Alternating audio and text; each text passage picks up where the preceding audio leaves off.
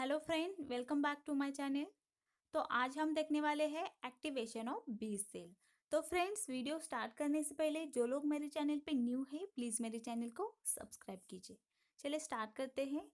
तो यहाँ पे हम देख रहे हैं process of B cell activation. जो बी सेल्स होती है वो कैसे एक्टिवेट होती है उसका हम प्रोसेस देखने वाले हैं। तो बेस बी सेल जो होती है उसके सरफेस के ऊपर कुछ रिसेप्टर प्रेजेंट होते हैं। जैसे हमने लास्ट लेक्चर में देखा कि जो क्लासेस है इम्यूनोग्लोबुलिन क्लासेस, तो कुछ एंटीबॉडीज क्या करती है सेल के ऊपर एज अ रिसेप्टर प्रेजेंट होती है।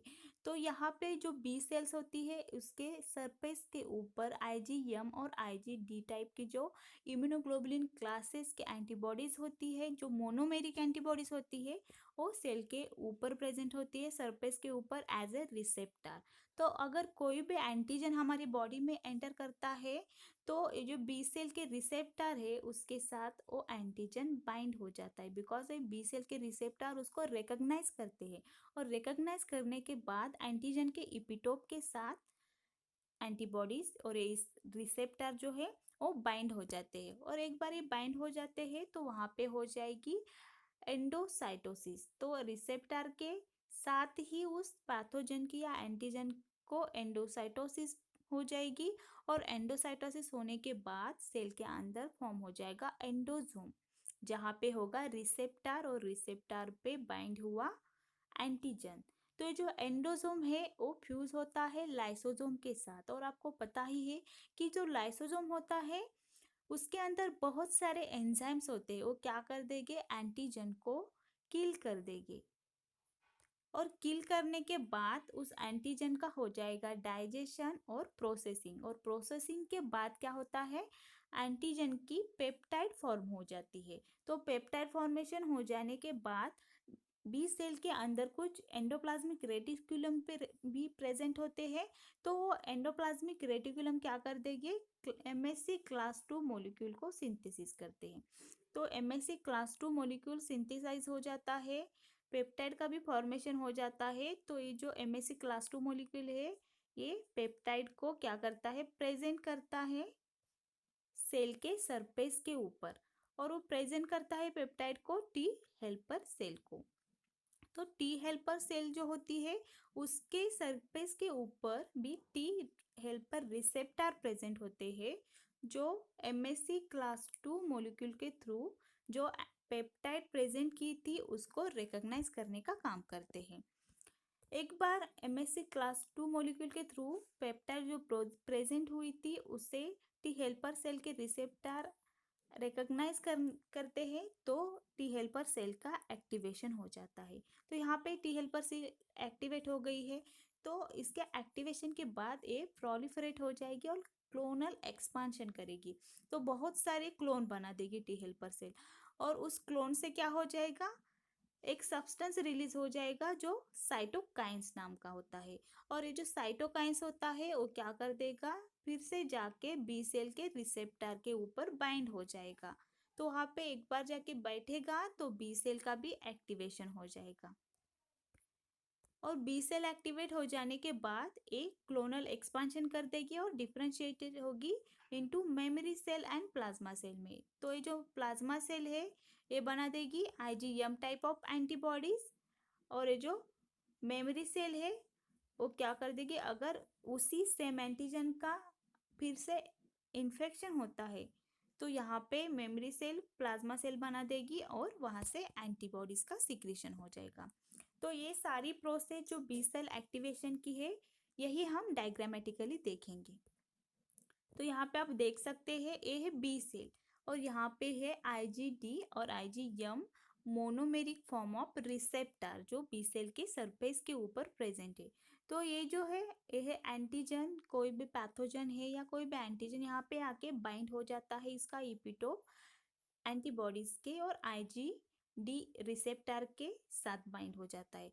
तो यहाँ पे बाइंड हो जाने के बाद इसका हो जाएगा एंडोसाइटोसिस। तो एंडोसाइटोसिस हो जाएगा, एंडोजोम फॉर्म हो जाएगा। तो ये जो एंडोजोम है वो आके यहाँ पे मिल जाएगा लाइसोजोम के साथ। तो लाइसोसोम और एंडोसोम एक दूसरे के साथ फ्यूज हो जाएंगे और लाइसो एंडोसोम का फॉर्मेशन हो जाएगा। और ये जो लाइसो एंडोसोम है वो क्या कर देगा, उसमें बहुत सारे लाइसोसोम में एंजाइम्स होते हैं, तो वो क्या कर देगी, यहाँ पे एंटीजन को किल किया जाएगा, डाइजेस्ट किया जाएगा, प्रोसीड किया जाएगा और उसकी पेप्टाइड बना दी जाएगी। तो ये जो यहाँ पे पेप्टाइड फॉर्मेशन हो गया है, तो साथ में क्या होता है, यहाँ पे एंडोप्लाज्मिक रेटिकुलम प्रेजेंट होता है। तो ये जो एंडोप्लाज्मिक रेटिकुलम है ये क्या कर देगा, एमएससी क्लास 2 मॉलिक्यूल को सिंथेसाइज कर देगा। और एमएससी क्लास 2 मॉलिक्यूल यहाँ पे आ जाएगा सेल के ऊपर, और सेल के ऊपर आ जाने के बाद इस पेप्टाइड को क्या कर देगा, प्रेजेंट कर देगा बी सेल के सरफेस के ऊपर।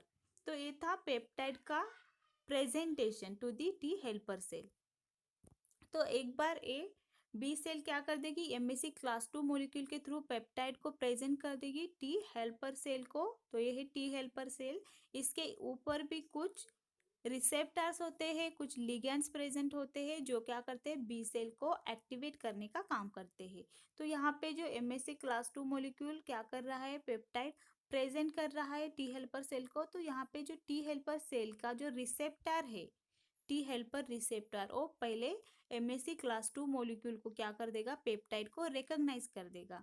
और यहाँ पे और एक मॉलिक्यूल होता है जो सीडी प्रोटीन होता है, क्लस्टर डिफरेंशिएटेड प्रोटीन 4+, जो हेल्पर सेल में होता है, वो क्या कर देगा, एमएससी क्लास 2 मॉलिक्यूल के साथ यहाँ पे बाइंड हो जाएगा। तो ये जो बाइंडिंग होती है बहुत इंपॉर्टेंट होती है for the activation of the B cell. साथ में यहाँ पे टी हेल्पर सेल के ऊपर CD40 लिगैंड होता है जो बी सेल के CD40 रिसेप्टर के साथ बाइंड हो जाता है।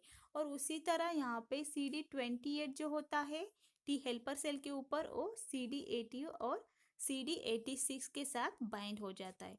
तो ये जो बाइंडिंग हुई है रिसेप्टर और लिगैंड की, तो यहाँ पे क्या हो जाएगा, टी हेल्पर सेल का एक्टिवेशन हो जाएगा। और टी हेल्पर सेल एक्टिवेट हो जाने के बाद एक क्लोनल एक्सपांशन कर देती है और क्या कर देगी, साइटोकाइन को सिक्रीट कर देगी। तो यहाँ पे साइटोकाइन का सिक्रीशन हो गया है। तो यही साइटोकाइन जो टी हेल्पर सेल ने सिक्रीट किया है वो जाके बी सेल के रिसेप्टर के ऊपर बाइंड हो जाएगा। जब ये यहाँ पे बाइंड होता है तो बी सेल एक्टिवेट हो जाती है, और बी सेल एक्टिवेट होने के बाद वो बना देती है मेमोरी सेल और प्लाज्मा सेल को। तो यहाँ पे मेमोरी सेल और प्लाज्मा सेल का फॉर्मेशन हो गया है।